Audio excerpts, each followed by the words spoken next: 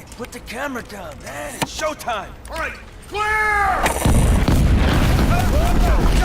Grab what you can!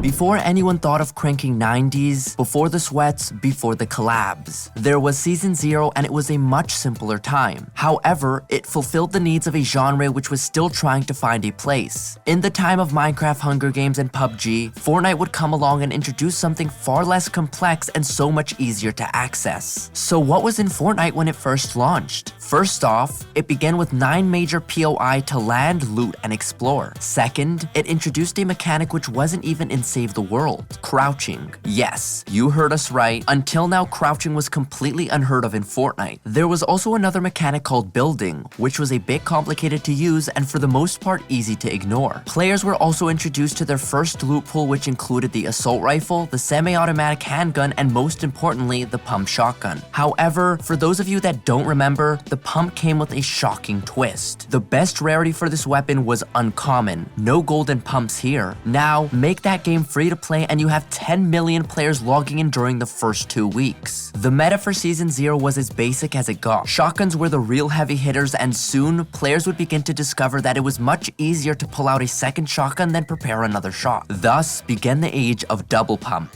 Meanwhile, building was mostly used to create forts or more commonly used as a way to cross the water. Oh, that's right, you couldn't swim back then either.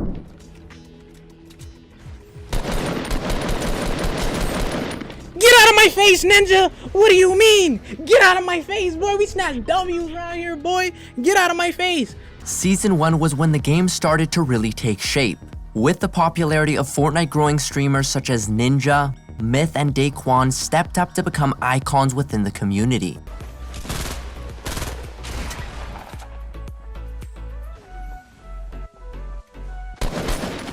Let's go, baby! Don't you ever me, boy! Don't you ever! Thanks to their involvement, Fortnite fever began to spread much faster. In fact, Fortnite was growing so fast, players began to find even more exploits they can use to create some of the wildest moments in the game. Oh, I thought he was gone. There we go. That one's gonna be good. What the hell? Yeah. Oh! Oh shit, Anthony! Try to heal! Heal! I can't heal. Moving. Oh, where are you? You're through the clouds! What the fuck? What the? On top of exploits, building actually saw some more competitive play with 2 revolutionary strategies. The first of these strategies was using a wall to block oncoming fire. The second was using ramps to gain high ground. Because of this, ramps and walls became the most used Fortnite builds during the season, while cones and floors were for the most part ignored. Despite their use, many players would still rely on jumping around and aiming to win the match. One video in particular featuring I Am the Myth was one of the first to showcase what an intense fight looked like using the newly discovered building techniques.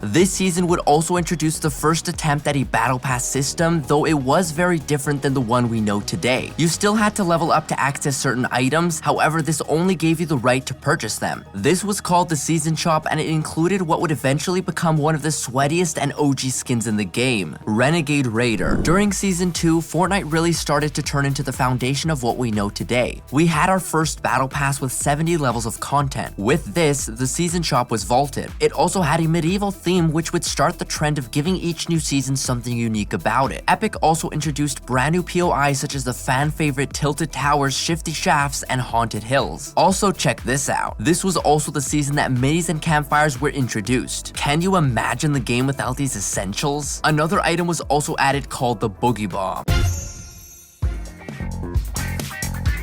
Nowadays, there are many more efficient ways to remove builds, and during Season 2, Epic added what would be considered its first ever broken gun that wasn't in the game by default. Miniguns may not seem like much of a big deal nowadays, but the minigun as it was released in Season 2 was a true monster. Not only could it eat through builds, but it could also eat through the naturally spawning buildings as well. Unlike the players of today, those who used builds back then still weren't fast enough or sweaty enough to keep up the pace. It also didn't help that building wasn't optimized for speed just quite yet.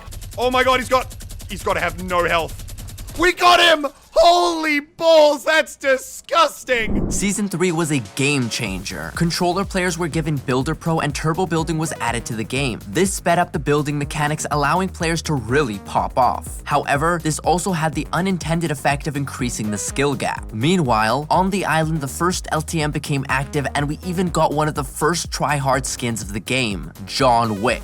Well, it looked like John Wick, but due to copyright laws, it wasn't. Still though, players using the skin played like they were John Wick, though it wasn't. The Reaper was the first level 100 skin to hit the game, which marks another milestone. This skin is also the most important skin in the history of Fortnite because it was a small glimpse at the future. If Epic could have their own John Wick in their game, then what if they added in more characters? With big names such as Drake and even the Russo brothers taking interest in the game, the potential to make history was well on the way. Could you imagine what Fortnite could be if it was all-encompassing? Allowing characters from any film or series to appear on the island? Epic had a dream and perhaps one day it would come true. In addition to this, something strange was happening in the sky. Players began to notice a meteor slowly descending. Eventually, Fortnite would get its first ever story trailer when the meteor crashed. From the darkest depths of deep space, mystery is on a collision course with danger.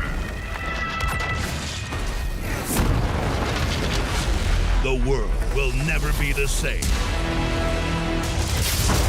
Season 4 added jetpacks, bouncers, and one of the most iconic methods of travel in the history of Fortnite. Go, go, go! Oh, yo, it's so bad. He's coming up! He's coming up! Ah! Ah! Yeah, baby! Let's go, baby! Woo! Let's go! It also had one of the biggest collabs of its time with the introduction of Thanos and a whole set of new abilities for his gauntlet. This would mark the first ever true collaboration, and it wasn't just another dollar store John Wick situation. This was the real deal. During this season, Playground was added. This made it infinitely easier to practice since you no longer needed to worry about collecting mats. 90s, 80s, and side jumps became more commonplace now that players were able to get accustomed to it through trial and error. In addition to this, One Piece in particular finally found a place in the Fortnite meta. What am I gonna do? Bop! Where you going? My high ground now! Yes, Hamlin's found a way to make cones work. With so many new players now learning how to use ramps properly, Hamlin's found a great way to counter any attempts at a high ground through this method. In fact, one might even say this was also one of the earliest forms of piece control. Finally, Season 4 began with a bang. So what better way to end it with something equally as big? The countdown began for Fortnite's first ever live event. The most important detail about this was it would all happen in-game.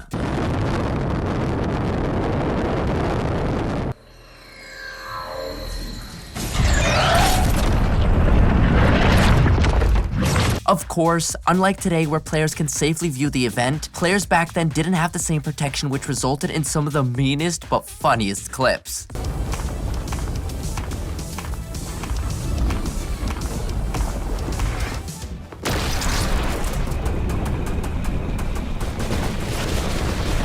Season 5 would introduce the grappler, the portafort, and a brand new weapon, the P90. Now that players finally knew how to build, this weapon opened the floodgates for a spray and pray meta. Finally, the mission started so long ago by the OG minigun was complete. Meanwhile, Epic would try something different this season. Rather than having the live event be the only thing to look forwards to, Epic added in a mysterious cube which crash landed on the island mid-season. Players loved him so much they named him Kevin. To add even more mystery, Kevin started moving around the map until it ended up in Loot Lake. This had interesting effects on the water. What if it's... You want to do it together? Yeah, all right. Make sure we're over it. All right. Hopefully we bounce. 3, 2, 1, go. Bro! Yo! Oh my gosh! However, it was nothing compared to what it would do to the island's centerpiece. The ground began to shake and Loot Lake rose into the sky. Darkness was rising, and just like last season, Epic wanted to create more hype around their events by having them go on all season long before building into something bigger. Loot Lake Island would then move all across the map, changing location and making the map feel more alive than ever. Shadow Stones were also added to the game, which resulted in one of the worst exploits of all time.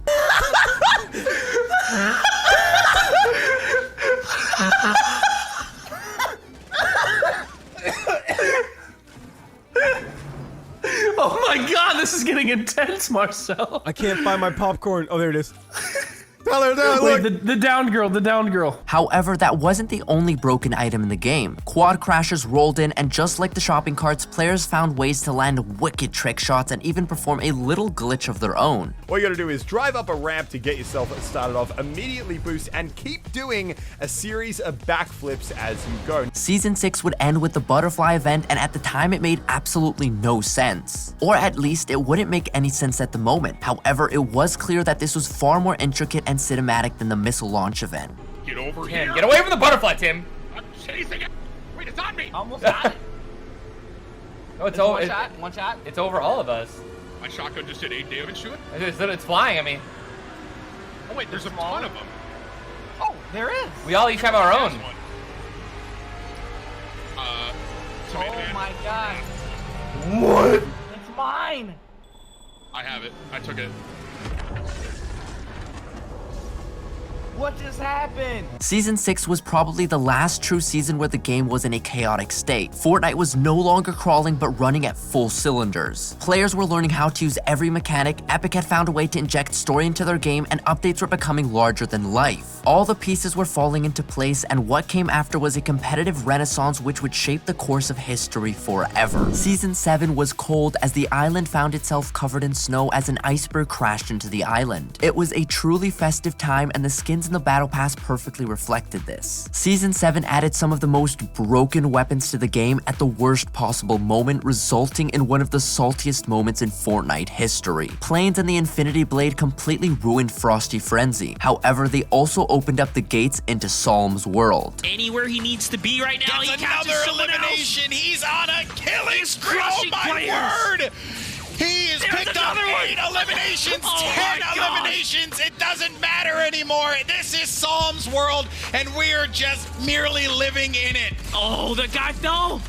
That's You're all number just 11. falling. Because he's creating so much carnage. Here's He's creating so another much one. carnage. He got another one, Bizzle. Meanwhile, a brand new mode was unveiled, Creative. This took Playground one step beyond and would one day become one of the biggest modes for Fortnite fans everywhere. Incidentally, the release of Creative also saw the increase of sweats in the game. Players were getting better at fighting. Building had once again evolved as players were beginning to discover the secrets of piece control. With so many players going for high ground, pros and sweats needed a way to counter, which is when box fighting was born. Between Season 7 and Season 9, many new players began to pop up as you might just find them familiar. Unknown Army started experimenting with phasing into other players' boxes. Meanwhile, Clicks was one of the first to focus on bringing down an opponent's wall and replacing it with his own so he can edit a peek. Before this, boxing up another player was just another way to pull off this hilarious trick.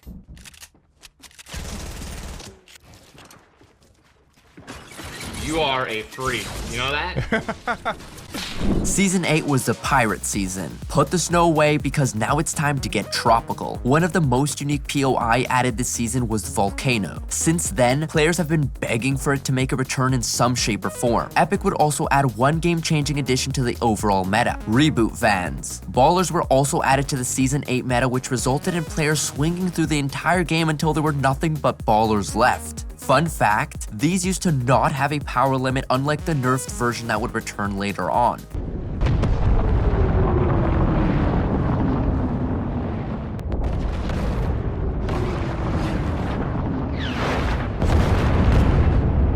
Vaulting and unvaulting weapons remains a popular term to this day. However, during Season 8, Epic decided to make a physical place. The vault was discovered beneath Loot Lake and would play a role in the live event for the season. Here, players were allowed to vote for a weapon to return to the island. What did they choose? The drum gun. The volcano would then erupt and take Tilted Towers and Dusty Depot with it. However, the POI would rise from the ashes soon enough.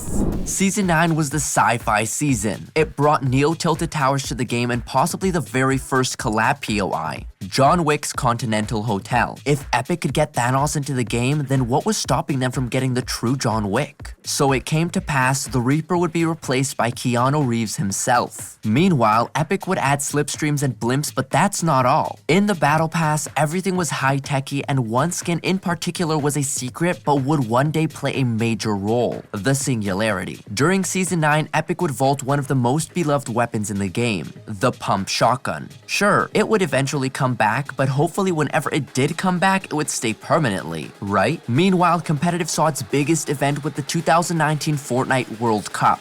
With the world's greatest players under one roof and $100 million prize pool, it became a spectacle so big it would never happen again. There, Booga was crowned world champion as the scale of the event brought even more eyes to the world of Fortnite. Can't connect with that one. One build left. The final moments of Fortnite World Cup. Oh my gosh. Bow down.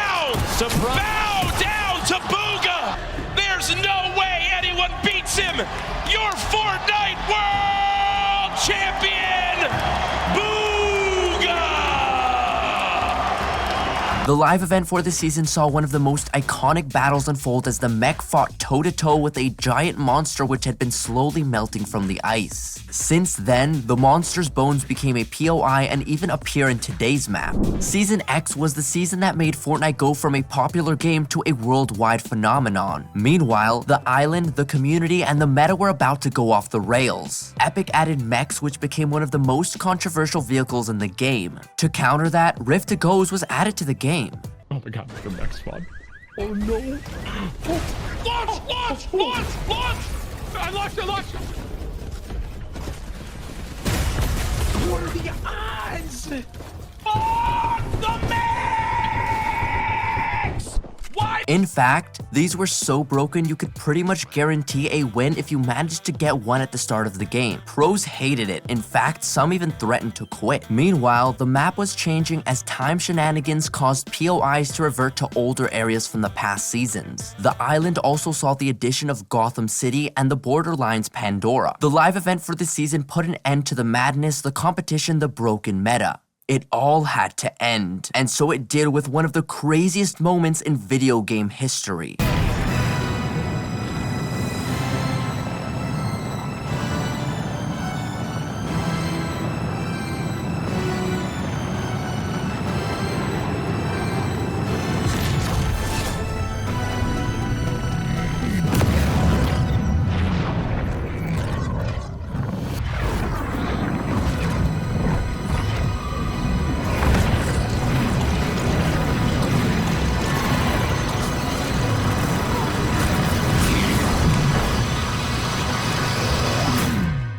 Players watched as the island and their characters were sucked into a black hole. From there, players waited to see what would happen next. However, the screen just refused to change. Fans everywhere looked for information on what was happening, but even Fortnite's social media had gone dark. No one knew if Fortnite was still alive or not. Perhaps this really was the end. After all this time, riding rockets, performing trick shots on a shopping cart, and exploiting the game every time a new item was released, it was sad to know that those days were behind us. Fortnite would always be remembered for the good times.